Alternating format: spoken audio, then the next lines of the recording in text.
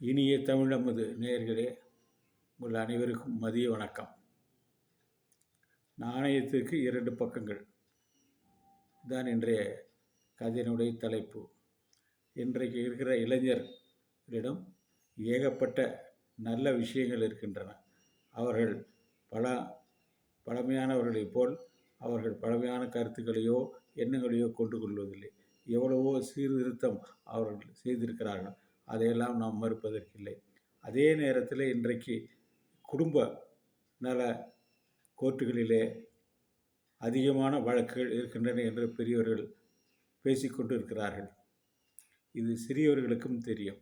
ஆனால் பெரியவர்கள் பலர் பெண்களுக்கு, அதாவது பொருளாதார சுதந்திரம் எடுத்ததன் காரணமாக அவர்கள் ஆண்களுக்கு அடங்கி நடப்பதில்லை, குடும்பத்திற்கு ஏற்றவாறு இருப்பதில்லை என்றெல்லாம் அவள் சொல்கிறார்கள். இது உண்மையா என்பதுதான் இன்றைய நம்முடைய ஆராய்ச்சி. இன்றைக்கு எத்தனையோ பணிக்கு செல்கின்ற பெண்கள் எல்லாம் அவர்கள் குடும்பத்தை பார்த்து கொண்டு, குழந்தைகளை பார்த்து கொண்டு நன்றாக இருக்கிறார்கள். ஒரு சிலர் அப்படி இருக்கலாம். ஆனால் அதையே வைத்து ஒட்டுமொத்தமாக வேலைக்கு போய் செல்கின்ற பெண்கள் எல்லோருமே கணவனோடு இருப்பதில்லை, கணவனோடு கோபித்து கொண்டு கோர்ட்டுக்கு போய்விடுகிறார்கள் என்று சொல்ல முடியாது. அதே நேரத்திலே வேலைக்கு போகாமல் இருக்கக்கூடிய பெண்கள், வீட்டிலே இருக்கக்கூடிய பெண்கள், அவர்கள் நன்றாகத்தான் இருக்கிறார்கள். மாமியார் மற்றும் அவரது குடும்பத்தினரோடு இணக்கமாக இருக்கிறார் என்றும் சொல்ல முடியாது. ஆனால் எனக்கு இருக்கிற ஒரு வியப்பு என்றால், நான் அறிந்த வரையிலே பல நண்பர்கள் குடும்பத்தில் ஏற்பட்ட சிரமத்தை உங்களோடு பகிர்ந்து கொள்கிறேன். எனது நண்பர் ஒரு மிகுந்த ஒரு அமைதியான குடும்பம். அவர்கள் ஒரு பெண் பார்த்து திருமணம் செய்து வைக்கிறார்கள். திருமணம் நடக்கிறது. திருமணத்திற்கு மறுநாள் காலை முதல் இரவு நடந்து விடுகிறது. காலையில் எழுந்தவுடனே அந்த பெண் திரும்பி வந்து குளிக்கூட இல்லாமல் வீட்டிலே குளிக்காமல் இருந்து, நான் இனிமேல் இவரிடம் பிழைக்க மாட்டேன் என்று சொல்லிவிட்டு அவள் சென்று விடுகிறாள். இது என்ன காரணமாக என்று சொல்கிறார் என்று தெரியவில்லை. ஆனால் அந்த பெண்ணுடைய தந்தையோ தாயோ யாரும் இதை பற்றி பேசுவதற்கு தயாராக இல்லை. அவர்கள் சென்று பார்த்தால் மாப்பிள்ளை வீட்டாரிடம் என்ன சொல்கிறார்கள், நாங்கள் கோர்ட்டிலே வழக்கு தொடுக்கிறோம், எங்களுக்கு மனமுறிவு செய்து கொள்ள நீங்கள் தயாராக இருக்குங்கள் என்று சொல்கிறார்கள். ஒரே இரவிலே அன்றைய காலையில் எழுந்த உடனே என்ன அவர்கள் கண்டுபிடித்தார்கள், ஏன் அவர்கள் கூட புரிதல் இல்லை, தெரியாது. இன்னொன்று என்னவென்றால், இன்னொரு நண்பருடைய வீட்டிலே இதே மாதிரி திருமணம் நடைபெறுகிறது. மறுநாள் காலை என்ன செய்கிறார்கள் என்றால், இது மாற்றமாக அவர்கள் கொடுத்த பாத்திரம், பணம் மற்றும் எல்லாவற்றையுமே எடுத்துக்கொண்டு சென்று விடுகிறார்கள் மணமகள் வீட்டார். அந்த மணமகள் வீட்டார் அதோடு சென்றால் பரவாயில்லை, அருகாமல் இருக்கிற காவல் நிலையத்துக்கு சென்று எங்களுடைய பவுன் நகை பணம் எல்லாம் அவரிடம் இருக்கிறது, எங்களுக்கு இவர்களை பிடிக்கவில்லை, பணம் எல்லாத்தையும் கொடுக்க சொல்லுங்கள் என்று ஒரு புகார் கொடுக்கிறார்கள். இது எப்படி இருக்கிறது என்று சொன்னால், அது மாப்பிள்ளை வீட்டாரை எவ்வளவு அசிங்கப்படுத்துகிறார்கள். அதாவது எல்லா பணத்தையும் நகையும் எல்லாத்தையும் எடுத்துக்கொண்டு மணமகன் வீட்டார் இருக்கிற நகைகளையும் எடுத்துக்கொண்டு விட்டு பக்கத்தில் இருக்கிற காவல் நிலையத்தில் சென்று எதுவுமே எடுத்துக்கொள்ளாமல் போல அவர்கள் கேட்கிறார்கள். இந்த பையனுடைய குடும்பம் அப்படியே மனசு அவர்களுக்கு சொல்ல முடியாத ஒரு துயரத்தை அவர்கள் அனுபவிக்கிறார்கள். அதே நேரத்திலே அவர்கள் ஒரு வழக்கறிஞரை பார்த்து என்ன செய்ய வேண்டும் என்று கேட்டுக்கின்ற பொழுது, அந்த வழக்கறிஞர் அவர் என்ன சொல்கிறார், வேறு எங்கேயாவது போய் பதுக்கி கொள்ளுங்கள் என்று அவர் அட்வைஸ் கொடுக்கிறார். இதற்கு பின்னாலே அவர்கள் இவர் காவல்துறையில் அணுகி இவரை தேட வைக்கிறார்கள். இவருடைய வழக்கறிஞரையும் அவர்கள் விலைக்கு வாங்கி விடுகிறார்கள். எனவே அவரும் இவர்களுக்கு சாதகமாக இல்லை. எனவே அவர்கள் வேறொரு வழக்கறிஞரிடம் சென்ற பொழுது அவர், நீங்கள் நேராக திருப்பதி சென்று ஒரு லாட்ஜில் ரூம் போட்டு விடுங்கள், பார்த்துக்கலாம் என்று சொல்கிறார்கள்.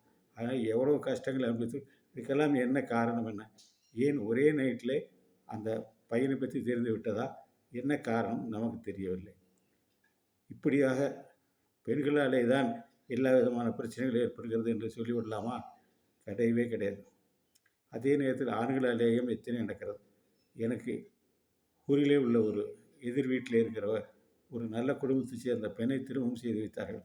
முதலே பார்க்கின்ற பொழுது அந்த பையனை பற்றி எதுவுமே தெரியாது. ஆனால் வீட்டுக்கு அந்த பெண் வந்தால் இவர்கள் உடனடியாக, நீ உன் கணவன் வீட்டுக்கு சென்று விடு, இங்கே இருக்க வேண்டாம் என்று சொல்லி அனுப்புவார்கள். பிறிதொரு சமயத்திலே பார்த்து கொண்டு இருக்கும் பொழுது அவரிடம் தனியாக என் மனைவியை அழைத்து கேட்டால் அவர் ஒரு வக்கரம் படித்த உள்ளம் கொண்டவர். மாப்பிள்ளை என்ன செய்கிறார் என்றால், பார்ப்பதற்கு நன்றாக இருக்கிறார், பழகுவதற்கு நன்றாக இருக்கிறார். ஆனால் அவர் ஒரு இரவிலே அவர் ஒரு தன்னுடைய மனைவியோடு இருக்கின்ற பொழுது சிகரெட் எடுத்து அவள் உடம்பில் எல்லாம் குத்துவாராம், அவள் இம்சைப்பட வேண்டும் என்று. இது எந்த ரகத்தைச் சேர்ந்தது என்று தெரியவில்லை. மனநலம் பாதிக்கப்பட்டவர் என்று இதன் மூலம் தெரிய வருகிறது.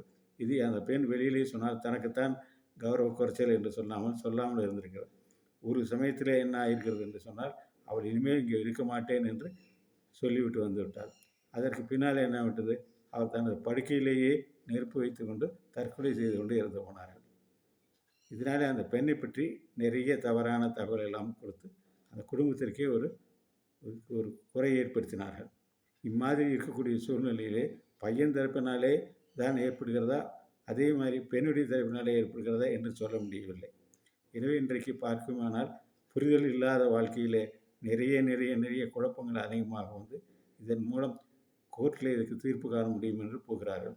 அங்கே வழக்கு நடைபெற்றாலும் கூட அதில் இருக்கின்ற ஒரு நல்ல முடிவு கிடைப்பதில்லை.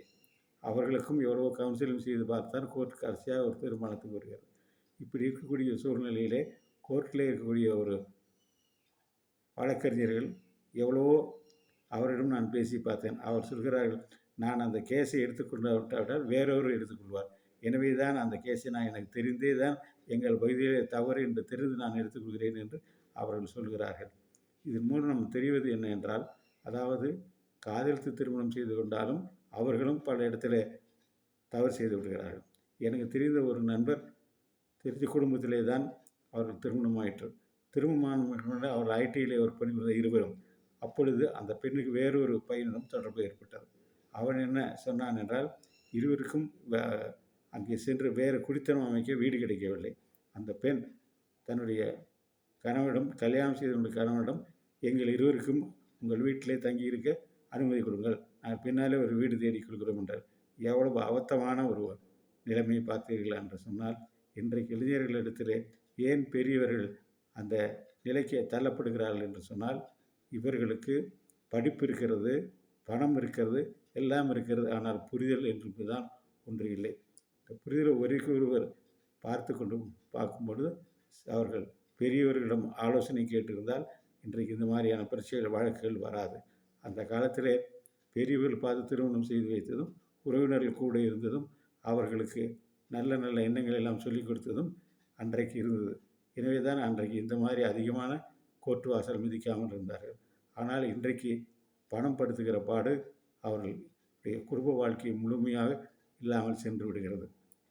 நான் ஒரு 2200 ஊழியர்கள் இருக்கிற இடத்துல நான் ஒரு நல்லுறவு அதிகாரியாக பணியாற்றி கொண்டிருந்தேன்.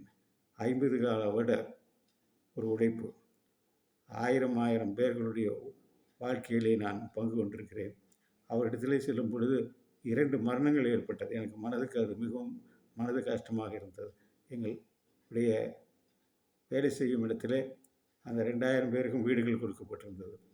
ஒரு எம்ப்ளாயி தன்னுடைய மனைவியை அங்கே தங்குவதற்கு ஏற்பாடு செய்தான். ஆனால் அவனுடைய அம்மா தோட்டத்திலே தான் இருக்க வேண்டும், வேறு இடத்துக்கு போகக்கூடாது என்று அடம் பிடித்தார். தாயையும் தன்னுடைய மனைவியும் அவன் சரியாக நடத்த முடியாமல் போய் அவன் வாழ்க்கையின் அவனே ஒரு தற்கொலை செய்து கொண்டான்.